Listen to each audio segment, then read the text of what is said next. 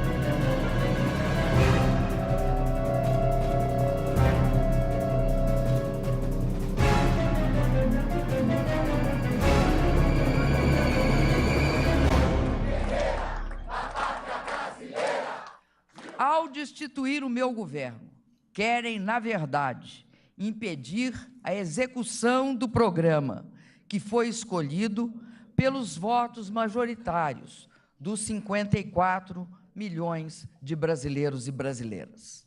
O golpe ameaça levar de roldão não só a democracia, mas também as conquistas que a população alcançou nas últimas décadas. O destino sempre me reservou muitos desafios, muitos e grandes desafios. Alguns pareceram a mim intransponíveis, mas eu consegui vencê-los. Eu já sofri a dor indizível da tortura, a dor aflitiva da doença, e agora eu sofro mais uma vez a dor igualmente inominável da injustiça. O que mais dói neste momento é a injustiça. O que mais dói é perceber que estou sendo vítima de uma farsa jurídica e política. Mas não esmoreço. Olho para trás e vejo tudo o que fizemos. Olho para frente e vejo tudo o que ainda precisamos e podemos fazer. O mais importante é que posso olhar para mim mesma e ver a face de alguém que, mesmo marcada pelo tempo, tem forças para defender suas ideias e seus direitos. Lutei a minha vida inteira pela democracia. Aprendi a confiar na capacidade de luta do nosso povo. A luta pela democracia não tem data para terminar. É luta permanente, que exige de nós dedicação constante. A luta pela democracia, repito, não tem data para terminar. A luta contra o golpe é longa. É uma luta que pode ser vencida, e nós vamos vencer. Jamais vou desistir de lutar. Muito obrigado a todos.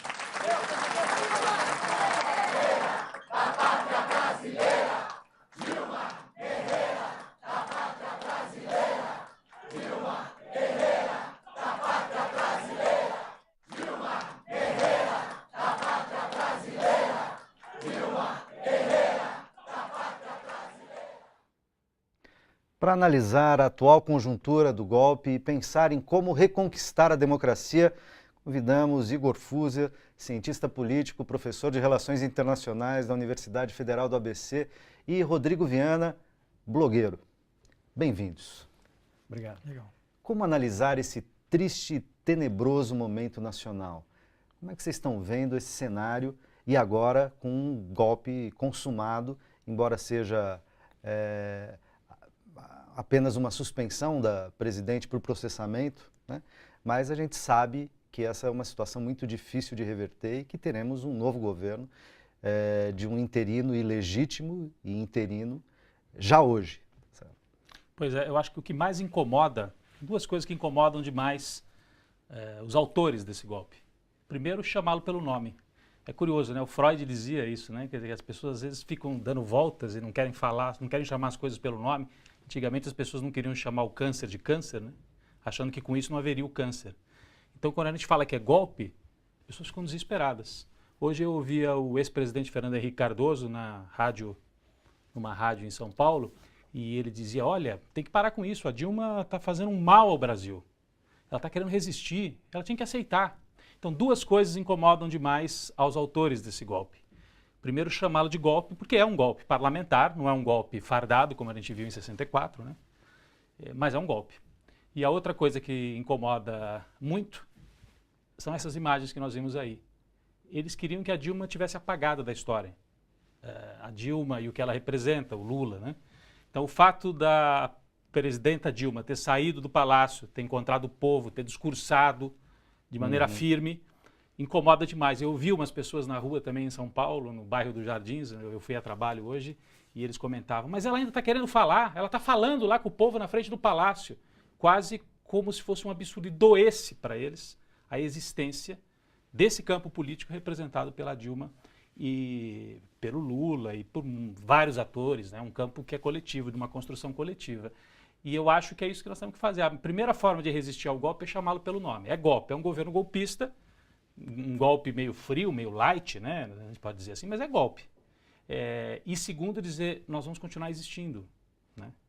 Acho que eu partiria daí, eu não sei o que o... Igor. Olha, eu tenho lido muito o material que circula pela internet, porque pela grande mídia, realmente, a gente não tem como saber o que realmente acontece. A grande mídia só dá a visão dos golpistas. A grande mídia foi parte fundamental nesse golpe, não por acaso falam no golpe midiático. Né? Então a mídia não está simplesmente cobrindo os acontecimentos, ela é protagonista, ela é golpista, né? Assim como os políticos, empresários, né? Envolvidos, juízes, né? Envolvidos nessa operação. E tem muita coisa boa circulando, eu recomendo muito que as pessoas acessem os sites, os blogs alternativos, né? Eu li um artigo do Vanderlei Guilherme dos Santos, que é, sem a menor dúvida, o maior, o mais respeitado cientista político brasileiro. Ele lançou uma frase muito provocativa. Ele disse o seguinte, que o impeachment deu certo, o golpe fracassou. Mas como? O que nós estamos vendo aí é um golpe que está acontecendo. É claro que é uma provocação, mas aí ele explica o que ele quer dizer. O golpe não era simplesmente o afastamento da presidenta Dilma, tirar a Dilma, depor a Dilma, que é disso que se trata, e colocar no lugar um político de direita, né, afim aos interesses da burguesia brasileira. Né? O golpe não é só isso. Faz parte do golpe desmoralizar a esquerda brasileira, desmoralizar o PT, que é o principal instrumento político da esquerda brasileira, né? Tripudiar em cima do que foram esses 13 anos de governos liderados pelo PT, que não foram governos petistas, governos de coligação, mas liderados pelo PT, né? Enfim, achincalhar com tudo o que esse período representou para o país. E isso fracassou. Né? Eles imaginavam que iam colar no governo a pecha de um governo corrupto. Né? Agora estão tirando uma presidenta que eles próprios admitem que não há nada contra ela. Nada, nenhuma acusação de cunho moral ou de cunho criminal. Né? Quer dizer, ela está completamente limpa, enquanto que os próprios golpistas estão todos aí mais sujos que pau de galinheiro, todos ali com prontuário, com contas a ajustar com a justiça, com investigações capivaras suspeitas, enormes, né? Com enormes, fichas né? corridas os próprios, né? Tem um ministro aí, estava vendo, aquele que ganhou na loteria 12 vezes... 14 vezes em 2 meses, né? Isso, uma 20 coisa, dias, uma coisa né? assim. Talvez tenham levado ele para o governo como um mascote, ele vai dar sorte, né? Um pra cara que tentar ganha trazer tanto sorte. na loteria, né? Vai dar sorte para o país, quem sabe, né? Vamos ver. Mas então, quer dizer, a ideia era essa. E quem está se desmoralizando são eles. E a presidenta Dilma sai hoje de cabeça erguida, né? Na resistência, né? Eles não acreditavam que fosse ter gente na rua. Eles acreditavam que as ruas iam ser deles. As ruas que, historicamente no Brasil, as ruas sempre foram da esquerda, do povo, da democracia. As ruas é que foram, né, que se levantaram contra a ditadura militar, né? As ruas sempre foram um espaço nosso. De repente você vê ali gente que nunca, pela primeira vez na vida, participa de uma manifestação política ali de verde e amarelo, supostamente contra a corrupção, etc. E eles acreditavam que iam gerar uma ideia de que há um clamor da sociedade pelo fim desse governo. E isso legitimaria o golpe. Os brasileiros não querem mais esse governo. Essa é a ideia que eles queriam passar e eles fracassaram. Porque nós fomos para a rua também e, no mínimo, nós nos igualamos a eles em número. Certamente em São Paulo não. São Paulo é um lugar muito específico no Brasil. Mas se você olha em termos nacionais, certamente nós colocamos mais gente nas ruas do que o outro lado. O lado do golpe. O que mostra, no mínimo, um país dividido. Tá Mas certo? não importa se foi 55% de um lado, 45% do outro, isso é irrelevante. O fato é que havia ali dois grupos, né, um país com opiniões divididas, né? Então não conseguiram criar o efeito que eles pretendiam no início. Então a narrativa do golpe fica muito prejudicada. Tá frágil também ela, né? Não, mas eu acho que o que me preocupa um pouco, quer dizer, tudo me preocupa, mas o que me preocupa é como é que o Temer, o Igor dizia aqui, é um governo que não tem a legitimidade das urnas, não tem a legitimidade moral, porque é diferente de 64. Quando os militares entraram em 64, também com o discurso de acabar com a corrupção, o Marechal Castelo Branco era, entre aspas, um herói de guerra, tinha lutado na Segunda Guerra Mundial e era tido como um homem limpo. Os militares tinham uma imagem de limpeza. Depois a gente viu que não era bem assim. Mas só que hoje se fez um movimento contra a corrupção e quem assume não é o Sérgio Moro ou o Joaquim Barbosa, que são os líderes morais desse movimento, mas são os maiores corruptos do Brasil. Então, há uma dificuldade de estabelecer legitimidade. Primeiro, porque não tem urna, e segundo, porque não tem o discurso do moralismo, ou não tem a imagem da moralidade que os militares tinham em 64. Da onde que pode vir a legitimidade do Temer? Isso é que me preocupa. De dois lugares. Primeiro, de dar uma arrumada na economia. Ele vai tentar isso com o Henrique Meirelles, arrumada do jeito deles. E segundo, ordem. E isso que me preocupa, porque eu acho que eles vão tentar jogar quem resiste num gueto. Esses aí são os Quer dizer, era bonito ter manifestação no domingo? Era. Agora não é mais. Agora, manifestação vai atrapalhar a construção de um país novo. A gente precisa superar, virar essa página. Então, quem resistir vai ser taxado como baderneiro, desordeiro, e vão tentar jogar numa espécie de um gueto os movimentos sociais, os movimentos populares, especialmente aqueles mais ligados à história do Lula, do PT. Então, CUT, MST, as centrais sindicais, PT, PCdoB, esses movimentos mais vinculados à esquerda tradicional, eu acho que isso o Temer já tem na conta. Nós vamos enfrentar com o discurso de ordem, e isso pode, inclusive, legitimar o governo dele. Agora, o que a gente faz? Também não vai para a rua? É uma equação, eu não estou dizendo que não tem que ir para a rua. Eu estou dizendo que a gente tem que tomar cuidado para também não favorecer a narrativa deles. Agora, Rodrigo, você está falando uma coisa que eu queria ver com vocês. Quer dizer, o Temer está compondo o governo, como vocês estão dizendo, no mínimo, estranhíssimo do ponto de vista de qualquer imagem de lisura, de condição proba, etc. São pessoas investigadas pela Lava Jato, já condenadas em outros momentos e tal, com algumas exceções. E uma exceção, inclusive, que até onde eu saiba não há processos no campo da corrupção contra ele, é o secretário de Segurança de São Paulo, Alexandre de Moraes, que está sendo levado para ser ministro da Justiça. E em São Paulo, se você não sabe, se você não é do estado de São Paulo e da cidade de São Paulo, é importante que você procure se informar, porque esse senhor tem tido práticas fascistas absolutamente antidemocráticas na condução da segurança pública de São Paulo e no comando da PM em São Paulo. A PM em São Paulo é uma polícia antissidadã, uma polícia discricionária que protege aqueles que elogiam o governo Alckmin ou que elogiam o status quo e desce o cacete reprimindo adolescentes, crianças que estão em movimento nas escolas estaduais, batendo em criança, batendo em adolescente, batendo nas mulheres, nas ruas. Quer dizer, esse é o senhor que foi levado ao Ministério da Justiça. Por isso que, só para concluir essa história, por isso que eu acho que eu ia chegar nisso. Quer dizer, o discurso da ordem. Vocês já viram que eles divulgaram o novo brasão do governo, o novo slogan do... Já tem o, como é que chama isso? O logotipo do governo Temer? Ordem e progresso. É o discurso da ordem. Naquelas manifestações do ano passado, de 15 de março de 2015, onde todo esse processo de rua começou, o discurso dos repórteres da Globo, que me parecia ensaiado, até milhares de famílias em paz, em ordem, vão para as ruas de maneira ordeira, de maneira ordeira, de maneira ordeira. Em harmonia com a polícia, fazendo selfie com a polícia. Então, é o governo da ordem. E acho que é daí que ele vai tentar tirar a legitimidade dele. A gente vai resistir. Só que a hora que ele, dependendo de como for essa resistência, podemos favorecer. Por isso que tem que ter muita inteligência também na atuação, né? Eu acho para não favorecer o discurso do adversário. Não estou dizendo que não tem que se fazer movimento de rua, né? Bem ao contrário, né? Da ordem. Do progresso, acho que eles não vão fazer muita questão. Da né? ordem, sim. A questão é a ordem, né? Enfim. Só o progresso aí, do patrimônio entra da plutocracia. Esses eles o fazem deles, questão, né? Das contas bancárias deles, das especulações financeiras, do agronegócio que agora vai avançar em cima das terras indígenas. Do rentismo, é isso. Né? A reforma agrária que vai terminar. Né? Agora, aí eu acho que é importante até falar nessa figura que é o novo ministro da Justiça, o homem da repressão em São Paulo, que o que nós vimos hoje e ontem é uma das facetas do golpe. É a faceta mais institucional, o afastamento, né, o fim do governo democrático. Né? Agora, existe uma outra faceta do golpe que vai acontecer aqui embaixo.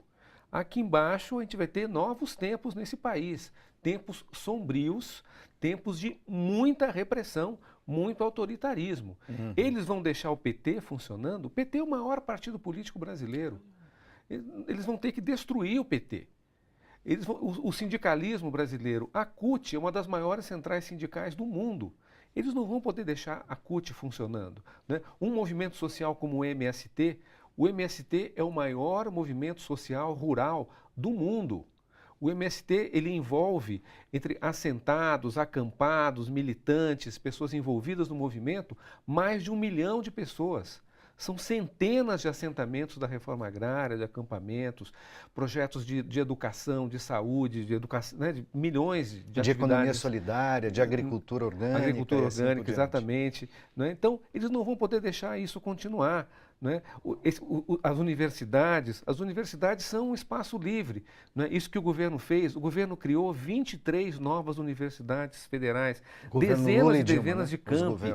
Né? Quer dizer, duplicou, descentralizou, né? Descentralizou, levou a universidade para os rincões do Brasil, para lugares onde não havia nem sequer ensino particular, quanto mais público. Né? E essas universidades, elas são um espaço plural, um espaço de debate. Quer dizer, são professores das mais diferentes opiniões políticas, de direita inclusive, de centro, de tudo quanto é jeito, mas é um espaço de debate. Né? Eles não podem permitir que a universidade seja uma caixa de ressonância de opiniões críticas ao que vem por aí. Né? Então, os tempos que a gente está iniciando vão ser tempos muito difíceis. Quer dizer, a gente vai passar por um período de repressão, que já há alguns sinais disso, pior do que foi o período final da ditadura militar. Né? Quer dizer, a ditadura militar ela não foi um período homogêneo. Durante os últimos anos da ditadura militar, houve uma conquista gradual de espaços democráticos. Pela primeira vez, desde a década de 70, nós vamos ter no nosso país um período de fechamento do espaço democrático. Que a gente vinha alargando, né? Eu sou de uma geração... Né? Desde o começo, desde 74, 75, a gente vem alargando esse espaço. Exatamente, porque a gente conquistou anistia, depois perdemos nas diretas, mas bem ou mal elegemos um governo que trouxe de volta a democracia, o Sarney legalizou os partidos comunistas, o sindicalismo voltou a funcionar, depois teve a Constituição, né? A Constituinte, que é uma conquista importante, que foi rasgada agora, as eleições diretas, o país conseguiu a estabilidade econômica no governo Fernando Henrique Cardoso, com o controle da inflação, o SUS se consolidou com todos os problemas, mas nós temos um sistema de saúde Exato. que agora os Estados Unidos estão tentando implantar. Então, a impressão que a gente tinha é que o país estava avançando. Então, eu acho que é o momento em que a gente está andando para trás. Uma reversão, Uma reversão completa, tanto do ponto de vista das liberdades, quanto do ponto de vista das conquistas sociais. Os direitos, né? Pegar uma, por exemplo, tão recente, os direitos trabalhistas plenos para empregado doméstico. Não é? Isso foi agora, isso é da Dilma, isso não é nem do Lula. Não é? Isso tem 2 anos. Né? Eu lembro que o jornal Estado de São Paulo lançou editoriais indignados contra, né? Mas está aí. Né? Então, né, as cotas Mas já raciais... há projeto de lei tentando tirar a multa do... Reverter em Exato, parte. já Reverter em começar a parte. cortar, já vai cortando, Isso. já estão achando que essas empregadas têm direito demais. Né? A ideia de que tem direitos demais, que tem que cortar. Né? Então, agora, isso só pode acontecer por meio da repressão. Né? Eu estudo muito os processos políticos na América Latina. Né? A América Latina ela passa por ciclos, né? Ciclos de conquista de direitos e ciclos de perda de direitos. E todas as vezes em que há uma perda de direito, essa perda de direitos da sociedade, do povo, da classe trabalhadora, ela vem acompanhada de violência, de repressão. Né? Isso aconteceu na Argentina, quando terminou o governo do Perón, o período em que os argentinos mais conquistaram direitos trabalhistas, direitos sociais, foi o período de 10 anos em que Perón governou a Argentina. Né? No Chile, após o final do governo da Unidade Popular, e que antes da Unidade Popular já tinham outros governos que eram governos reformistas também. Quer dizer, houve um longo período no Chile de ampliação dos direitos. Esses direitos eles foram cortados, né? E para cortar esses direitos, para implantar o regime neoliberal no Chile, foi necessário implantar uma ditadura, né, do general Pinochet. Né? Então, né, na Guatemala, nos anos 50, né, em todos os lugares. Então, quer dizer, uma reversão social, ela é acompanhada necessariamente de um retrocesso político e que vai ser um retrocesso moral também. Né? Então, quer dizer, o que nós estamos vendo, né, o que a gente vem assistindo nos últimos anos, né, de ampliação dos direitos da mulher, de reconhecimento da diversidade. Né, aliás, simbolicamente, né, tudo Igor, isso. falando das mulheres, derrubaram uma mulher, né, primeira mulher eleita no Brasil 2 vezes. O primeiro ministério anunciado pelo Michel Temer não tem nenhuma mulher. Pela primeira vez desde a ditadura militar. Rodrigo, é o clube do Bolinha, é inacreditável. É incrível que numa sociedade em que as mulheres avançaram tanto, isso é o retrato de que é um governo que representa muito pouco da sociedade brasileira. Porque não é possível que na sociedade brasileira, com que as mulheres já avançaram, por mais que no Congresso tenha pouco, nós temos acho que entre 10% e 20% só apenas de mulheres, acho que é um dos congressos no mundo, ou pelo menos na América Latina, com menor representatividade feminina, mas um ministério sem nenhuma mulher. Nenhuma. Ele não quis nem não fez questão nem de disfarçar. Não, eles não lembraram, Acho não que passou não pela lembravam, cabeça deles, porque eles têm mulheres de direita. Claro. Tá cheio Aliás, também. não dá muita né? ideia, porque Mas pode não aparecer lembraram, aquela não Janaína lembraram. Pascoal no ministério do Temer. já Pelo pensou? amor, hein? Não, eles estão cheios de mulheres, como disse a Isto É, belas, recatadas e do lar. Né? Não estão cheios de mulheres belas, recatadas e do lar. É um simbolismo. Eu acho que esse Podia- governo, quer dizer, a votação do dia, a infame, né? Porque a gente teve o 12 de maio e teve o 17 de abril, né? Que foi o dia daquela votação na Câmara, infame, em que tudo era pela minha família, pelo meu cachorro, por Deus, né? Pela minha família, e aí é o retrato, quer dizer, a minha família é a família tradicionalista, né? O homem está no centro e a mulher fica recatada e do lar, né? E aí depuseram a mulher que representava a mudança desse paradigma. O Igor, né, é um estudioso da América Latina e tal. Eu estudo um pouco, eu estudei um pouco nos últimos anos a Colômbia, né? Um país vizinho nosso aqui. E eu tenho a impressão que se esse governo se consolidar, a gente pode ter alguma coisa parecida com que a Colômbia tem isso ao longo de mais de 50 anos, né? Quer dizer, um governo onde você tem eleições, tem judiciário funcionando, tem parlamento, mas tudo que é movimento social e que é esquerda está excluído. Você jogou para o gueto, né? Por isso que a Colômbia tem 50 anos de guerrilha, porque lá toda vez que os setores populares tentaram se organizar para participar institucionalmente, foram jogados para fora. Foram criminalizados, Ou aniquilados, reprimidos. né? A própria Farc, as Farc que são tratadas como uma narco-guerrilha, quer dizer, é evidente que hoje em dia tem relações com o narcotráfico, como tudo, ou muita coisa na Colômbia tem. Mas as Farc surgiram em decorrência de problemas políticos e do fechamento do Estado colombiano para a ação popular, né? E aí se você não consegue canalizar para a instituição, para algum lugar vai. De novo, é o Freud, né? Se você reprime muito, para algum lugar sai, né? Em algum lugar isso vai dar. E eu espero que isso não aconteça aqui no Brasil, mas eu não descarto isso. Se você criminalizar a esquerda e os movimentos sociais e as reivindicações, para onde que isso vai... Aonde que isso vai se dar, se não pode via institucional? E nós temos uma situação... É uma situação perigosa. Nós temos uma situação né? temerária, né? Temerária. Porque nós temos temerária. Temerária. Porque nós temos um Congresso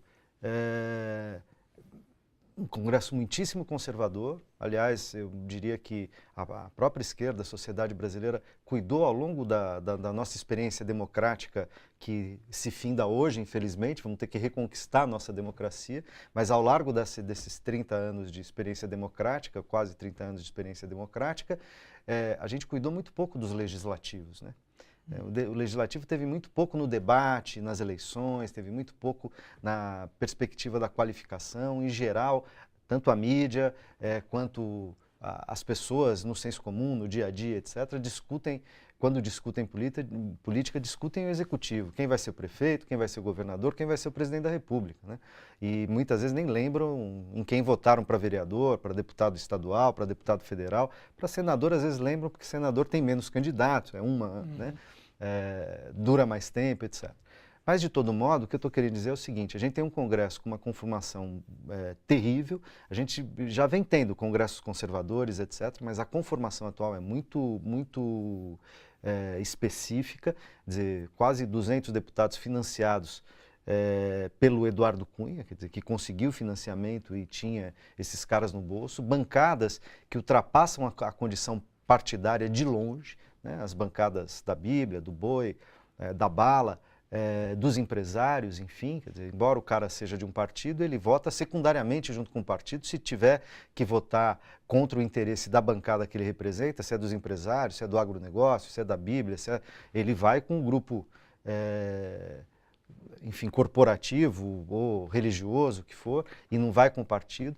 Uma condição partidária de muitos partidos de aluguel, partidos pequenos, partidos que não são programáticos, que não têm condição ideológica, não porque são pequenos, né? Porque há partidos pequenos que são programáticos, ideológicos. Quer dizer, você tem um caldo de muitas variáveis, de uma condição congressual que, nesse momento, cobrará a fatura de um governo ilegítimo, né? Cobrará a fatura para implantar todas as suas pautas regressivas, de retrocesso, reacionárias, né? Nós estamos falando de terceirização, nós estamos falando de Estatuto da Família, de lei do natimorto, mudança das leis trabalhistas. Nós estamos falando de um conjunto, tanto no campo dos direitos sociais, dos direitos humanos, dos avanços civilizatórios, como respeito à mulher, aos negros, aos homossexuais, LGBT, a questão da preservação ambiental. Quer dizer, você tem um conjunto de agendas que tendem a regredir Por isso que é um muito ataque, fortemente. Né? Não é um ataque, assim, não é um ataque só aos anos Lula, ao lulismo, a Dilma e ao Lula. É um ataque também a isso, segundo a Constituição de 88, né? E eu acho que é um ataque também à ideia de Estado Nacional Independente que nós temos no Brasil, construído desde 1930. E eu acho que não é exagero dizer isso. Quer dizer, nem a ditadura militar ousou desmontar o Estado brasileiro, ao contrário, fortaleceu o Estado brasileiro. Né? O projeto dessa turma que está chegando aí no poder é de desmonte, né? É de regredir. Eu não sei quem é que falou que está aparecendo, nós estamos voltando para a República Velha. Rodrigo, né? eu vou te dar um exemplo. Nós temos aqui em São Paulo o secretário da Educação, Exatamente. que recentemente disse que o Estado não deve ser responsável pela educação. Que a educação deve ser uma responsabilidade do indivíduo. Das famílias, de novo. Das famílias. Né? Que o indivíduo, as famílias, que banquem os custos, em última instância, dos filhos na escola. Então, quer dizer, essa regressão é a própria ideia de que o Estado tem uma responsabilidade social, né? Quer dizer, uma responsabilidade pelo bem-estar, né? Por aquilo que é considerado universalmente como direitos do cidadão. Quer dizer, é uma regressão em relação à própria ideia, né, do que representa o Estado como elemento unificador da sociedade, impulsionador de algum conceito de bem-estar. Né? Então, quer dizer, é algo muito profundo, é uma regressão à República, os tempos da República Velha. Não, tem horas que eu olho e acho que a gente regrediu a períodos pré-iluministas, né? Períodos medievais. Mas a gente precisa fazer um intervalo e daqui a pouquinho a gente volta.